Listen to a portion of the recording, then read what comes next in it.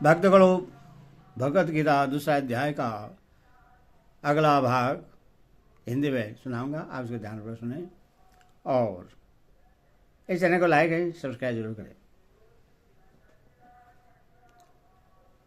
इमाम पद भी किसी पूर्व श्लोक में वर्णित समभाव रूप बुद्धि का वाचक है, अतः उपयुक्त वाक्य से भगवान ने यह भाव दिखलाया है कि वही समभाव कर्मयोग के साधन में किस प्रकार होता है, कर्मयोग के किस प्रकार समभाव रखना चाहिए और उस समता का क्या फल है। ये सब बातें मैं अब अगले श्लोक में तुम्हें बतलाना आरंभ करता हूँ। अतः तुम उन्हें सुनने के लिए सावधान हो जा। यदि यही बात है तो 31वें से 37वें श्लोक का प्रकरण किस लिए है? वह प्रकरण अर्जुन को यह समझाने के लिए है कि तुम क्षेत्रीय हो, युद्ध करना स्वधर्म है, उसका त्याग तुम्हारे लिए सर्वदा अनुचित है और उसका करना सर्वदा लाभप्रद है। और 48 श्लोक में यह बात समझाई गई है कि जब युद्ध करना ही है तो उससे ऐसी युक्ति से करना चाहिए जिससे वह बंधन का हेतु न बन सके। इसलिए ज्ञान योग कर्म योग इन दोनों ही साधनों में समभाव से युक्त होना आवश्यक बतलाया गया है। और इस श्लोक में उस समभाव का दोनों प्रकार के साधनों के साथ देहली दीप कन्या से संबंध दिखलाया गया है। यहाँ कर्मबंधन पद का क्या अर्थ है और उपयुक्त संबुद्धि से उसका नाश कर देना क्या है? जन्म जन्मांतर में किए हुए शुभाशुभ कर्म के संस्कारों से यह जीव बधा है और इस मनुष्य शरीर में पुनः अहंता ममता आसक्ति और कामना से नए नए कर्म करके और भी अधिक जकड़ा जाता है। अतः यहाँ इस जीवात्मा को बार बार नाना प्रकार की योनियों में जन्म मृत्यु रूप संसार चक्र में घुमाने के हेतु वो जन्मांतर में किए हुए शुभाशुभ कर्मों के संचित संस्कार समुदाय का वाचक कर्मबंधन पद है। कर्मयोग की विधि से समस्त कर्मों में ममता आसक्ति और फलेच्छा का त्याग करके तथा सिद्ध और असिद्धि में सम होकर यानी राग द्वेष और हर्ष शोक आदि विकारों से रहित होकर जो इस जन्म और जन्मांतर में किए हुए तथा वर्तमान में किए जाने वाले समस्त कर्मों के फल उत्पन्न करने की शक्ति को नष्ट कर देना, उन कर्मों को भुने हुए बीज की भांति कर देना है। सदा यही समबुद्धि से कर्मबंधन को सर्वदा नष्ट कर डालना है। इस बार कर्मयोग के वर्णन की प्रस्तावना करके अब उसका रहस्यपूर्ण महत्व बतलाते हैं। इस कर्मयोग में आरंभ का अर्थात बीज का नाश नहीं है और उल्टा फल रूप दोष भी नहीं है, क्योंकि इस कर्मयोग रूप धर्म का थोड़ा सा भी साधन जन्म मृत्यु रूप महान भय से रक्षा कर लेता है। इस कर्मयोग में आरंभ का नाश नहीं है, इस कथन का क्या भाव है? इससे यह भाव दिखलाया गया है कि यदि मनुष्य इस कर्मयोग के साधन का आरंभ करके उसके पूर्ण होने के पहले बीच में ही त्याग कर दे तो जिस प्रकार किसी खेती करने वाले मनुष्य के खेत में बीज बोकर उसकी रक्षा न करने से या उसमें जल न सींचने से वो बीज नष्ट हो जाते हैं, उसी प्रकार इस कर्म योग के आरंभ का नाश नहीं होता। इसके संस्कार साधक के अंतकरण में स्थित हो जाते हैं और वे साधक को दूसरे जन्म में जबरदस्ती पुनः साधन में लगा देते हैं। इसका विनाश नहीं होता, इसीलिए भगवान ने कर्मयोग सत्य कहा है। इसमें प्रत्यवाय यानी उल्टा फल रूप दोष भी नहीं है। इस कथन का क्या भाव है? इससे यह बात दिखला है कि जहाँ कामना युक्त कर्म होता है वही उसके अच्छे बुरे फल की संभावना होती है। इसमें कामना का सर्वदा अभाव है, इसीलिए इसमें प्रत्यवाय अर्थात विपरीत फल भी नहीं होता। सकाम भाव से देव पितर मनुष्य आदि की सेवा में किसी कारणवश त्रुटि हो जाने पर उनके रुष्ट होने से साधक का अनिष्ट भी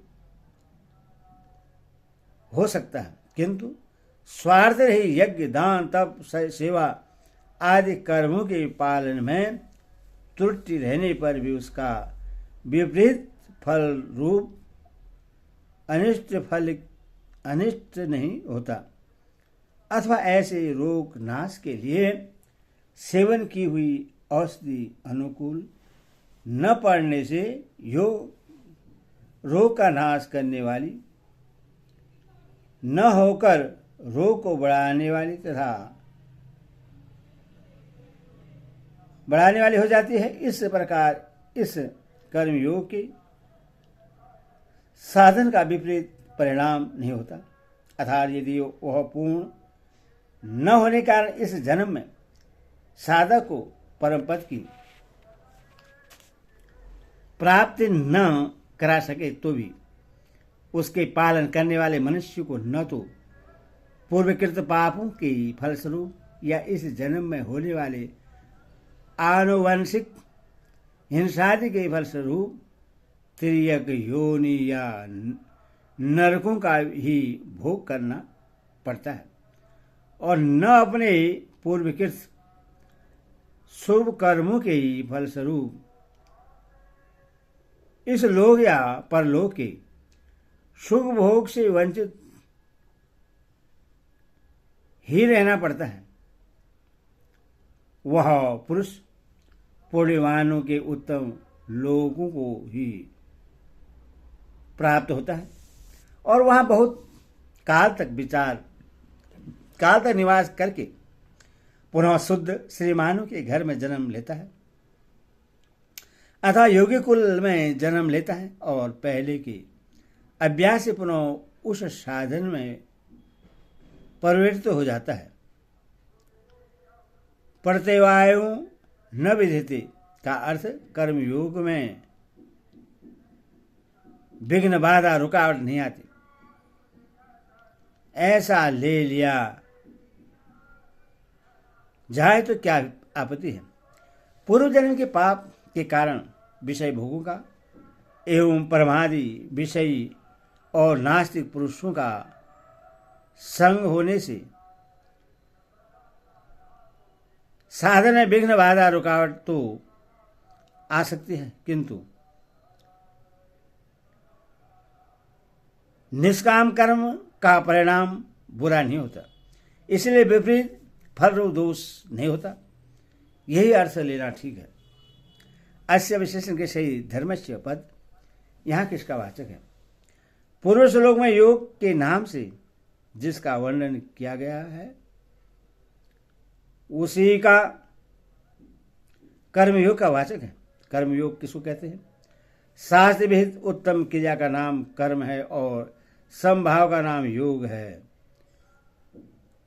अधो ममता आसक्ति काम क्रोध आदि लोभ मोह आदि से रहित होकर या समतापूर्वक अपने वर्ण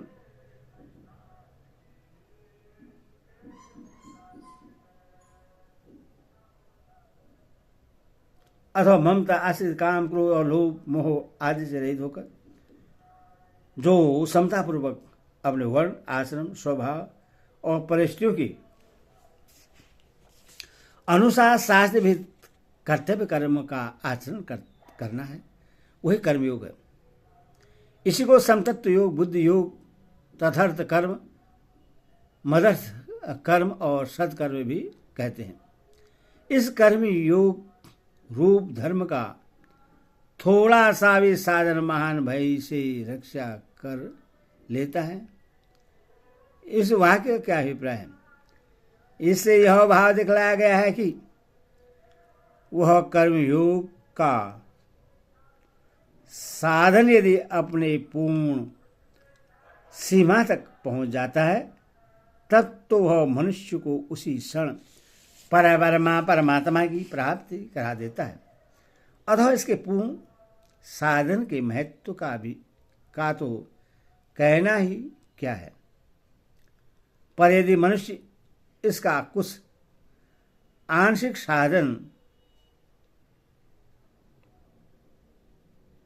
कर लेता है, अर्थात समतत्व की अटल स्थिति न होकर यदि मनुष्य के द्वारा थोड़े से भी कर्तव्य कर्म का आचरण समभाव से हो जाता है और वह थोड़ा सा भी संभाव यदि अंतकाल में स्थिर हो जाता है, तब तो उसी समय मनुष्य को निर्वाण ब्रह्मा की प्राप्ति करा देता है।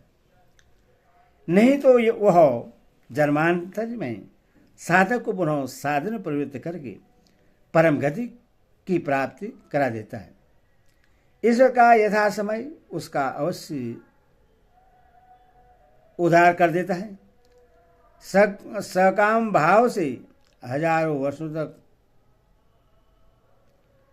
किए हुए बड़े से बड़े यज्ञ, दान, तप, तीर्थ सेवन और व्रत, उपवास आदि कर्म भी मनुष्य का संसार से उद्धार नहीं कर सकते और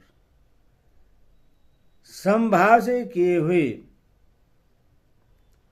शास्त्र विहित भिक्षाटन,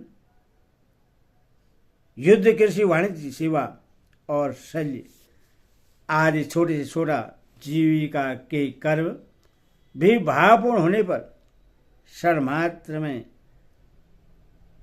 संसार से उद्धार करने वाले बन जाते हैं, क्योंकि कल्याण साधन में कर्म का विषय भाव की ही प्रधानता है। जबकि यह कर्मयोग का थोड़ा सा साधन वृद्धि को प्राप्त होने पर ही महान भय से रक्षा करता है, तब फिर थोड़ा का क्या महत्व है?